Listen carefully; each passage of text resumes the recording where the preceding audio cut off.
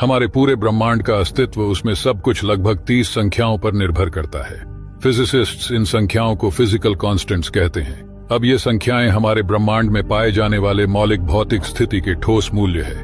उदाहरण के लिए, जैसे कि गुरुत्वाकर्षण बल या ब्रह्मांड के विस्तार दर से लेकर छोटे कण परमाणु तक हर चीज एक सटीक अंक पर निर्भर करता है।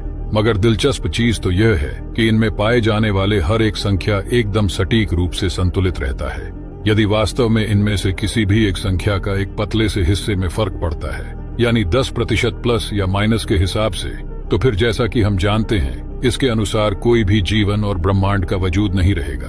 उदाहरण के लिए मान लीजिए, यदि गुरुत्वाकर्षण का निरंतर थोड़ा अधिक या कम होता, तो फिर प्रारंभिक ब्रह्मांड के तारे जीवन आवश्यक तत्वों को उत्पन्न करने के लिए बहुत गर्म या फिर ठंडे होते।